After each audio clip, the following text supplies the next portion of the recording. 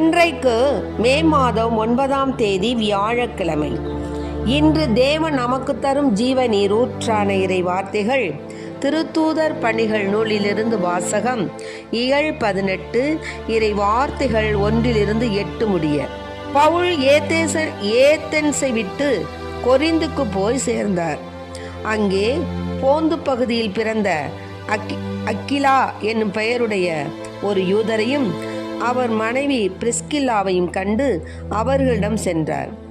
அவர்கள் யூதர் அனைவரும் ரோமை நகரத்தை விட்டு வெளியேற வேண்டும் என்ற கிளவுதிய பேரரசுடைய கட்டளைக்கு இணங்கி இத்தாலிய நாட்டை விட்டு அண்மையில் அங்கு வந்திருந்தார்கள்.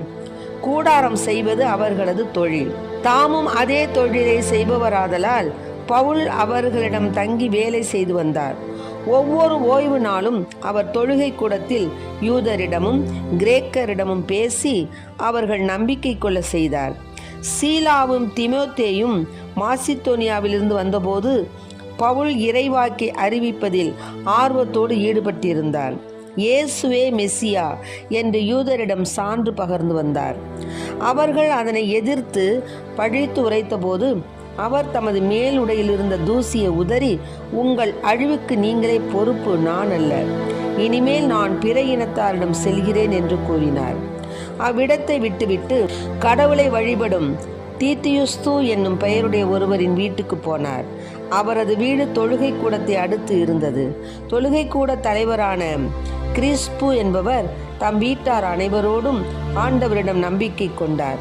கொரிந்தியருள் பலரும் பவுல் கூறியவற்றை கேட்டு நம்பிக்கை கொண்டு திருமுழுக்கு பெற்றனர். ஆண்டவரின் அருள்வாக்கு. இறைவா உமக்கு நன்றி.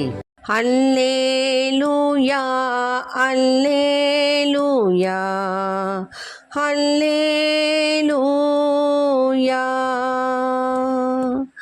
அல்லேலூயா அல்லேலூயா அல்லேலூயா. மூவுலக ராஜேஸ்வரன் முடிவில்லாதீநாதன் சாவில் நின்று உயிர் தேழுந்தார். அல்லேலூயா அல்லேலூயா அல்லேலூயா அல்லேலூயா. இன்றைக்கு தேவன் நமக்கு தரும் ஜீவ நீரூற்றான இறை வார்த்தைகள். பவுல் என்ன செஞ்சார்னா, ஏதென்ஸை விட்டு கொரிந்துக்கு போனார். அங்கே போனோன்னே அங்கே போந்து பகுதியில் பிறந்த அக்கிலா அப்படின்னு ஒரு யூதரை பார்த்தார். அவர் மனைவி பிரிஸ்கில்லா. 2 பேரும் என்ன செஞ்சாங்கன்னா, யூதர் அனைவரும் ரோமை நகரை விட்டு வரணும், வெளியேற வேண்டும் என்ற அந்த நாளைய கிளவுதியா பேரரசுடைய கட்டளைக்கு இணங்கி இத்தாலிய நாட்டை விட்டு அண்மையில் அங்கே வந்திருந்தாங்க. கூடாரம் செய்வது தான் அவர்களது தொழில். அதனால இவர் பவுலுக்கும் அந்த வேலை தெரிந்ததுனால அவர்களிடம் போய் தங்கி என்ன பண்ணாரு, இந்த கூடாரம் செய்யக்கூடிய வேலையை செய்து வந்தார். ஆனால் ஒவ்வொரு ஓய்வு நாளும் என்ன பண்ணிடுவார், தொழுகை கூடத்துக்கு போய் யூதர்கிட்ட கிரேக்கர்கிட்ட பேசி அவர்கள் தேவனின் மீது நம்பிக்கை கொள்ள செய்தார். பாருங்க, இது எப்படிப்பட்ட கருவியாக இருந்ததை தேவன் எப்படி கருவியாக மாற்றிட்டார் பார்த்தீங்களா? திருச்சபையில் உள்ள கிறிஸ்தவர்களை கொடுமை செய்த சவுல் பவுலாக மாற்றப்பட்டு இப்போ என்ன செய்கிறாரு, இயேசுவில் நம்பிக்கை கொள்ள செய்கிறார் ஒவ்வொரு ஓய்வு நாளும் போய். அதனால இது என்ன பண்ணாரு, பவுல் இறைவாக்கை அறிவிப்பதில் ஆர்வத்தோடு ஈடுபட்டு வந்தார். இயேசுதான் மெசியா அப்படின்னு சொன்னார். ஆனால் யூதருக்கு இந்த வார்த்தை பிடிக்கலை. அவங்க மெசியா இன்னும் வருவார்னு அவங்க எதிர்பார்த்துக்கிட்டு இருந்தாங்க. அதனால இவங்க இந்த மாதிரி எதிர்த்து பழித்து உரைத்து பேசி அவருடைய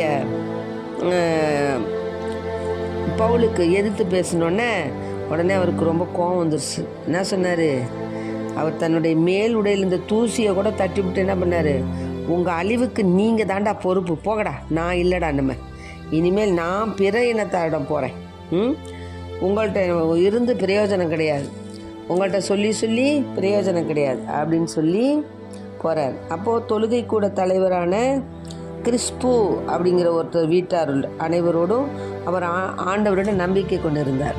அவருடைய வீட்டுக்கு பக்கத்தில் தொழுகை கூட இருந்துச்சு. அதனால இவர் என்ன பண்ணார், பவுல் அங்கே போனார். கொரிந்தியருள் பலரும் பவுல் கூறியவற்றை கேட்டு நம்பிக்கை கொண்டு திருமுழுக்கு பெற்றாங்க. ஆமென். ஆக இந்த பவுல் பாருங்களேன், எப்படி அப்படியே அடியோடு மாறிட்டார், தோசையை திருப்பி போட்ட மாதிரி.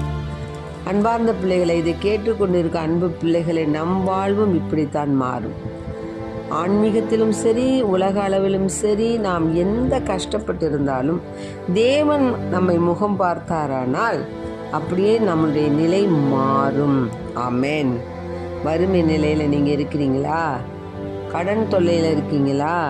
வீடு கட்ட இயலாமல் இருக்கீங்களா? வீடு கட்டினாலும் கட்டிய வீட்டில் போய் குடியிருக்க முடியாமல் இருக்கீங்களா? பல வழக்குகள் நடக்குதா?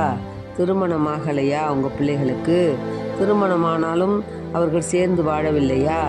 குழந்தை பாக்கியம் இல்லையா?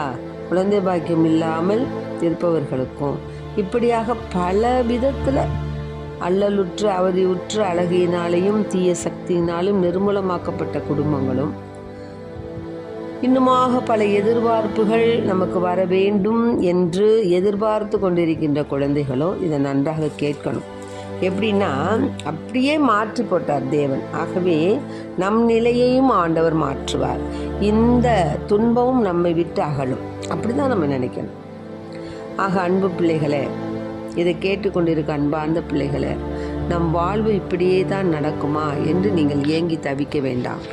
இதுவும் கடந்து போகும் அப்படிங்கிற ஒரு நிலைக்கு மீண்டுமாக தேவன் நமக்கு என்ன கட்டளையிடுகிறார் அப்படிங்கிறத தேவனிடத்தில் நாம் தினந்தோறும் திவ்யனா இருக்கிற அன்றைக்கு முன்னால் போய் அமர்ந்து அவரோடு நாம் பேசணும்னா தேவன் நிச்சயம் நம் குரலுக்கு செவி கொடுப்பார்.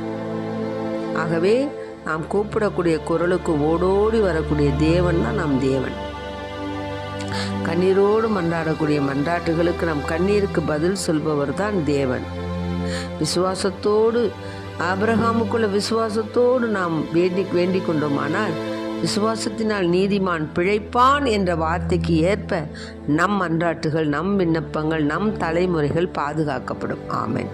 எப்படி அன்று ஈசாக்கை தன்னுடைய தலைமுறை பெருகும் என்று நினைத்திருந்தாரோ, தேவனால் பெருகும் என்று சொன்ன அந்த உடன்படிக்கை நிச்சயம் நிறைவேறும் என்று நம்பிக்கை கொண்டு தன் ஒரே மகனை பலியிட துணிந்த ஆபிரகாமை போல நம் தலைமுறைகளும் காப்பாற்றப்பட வேண்டும்.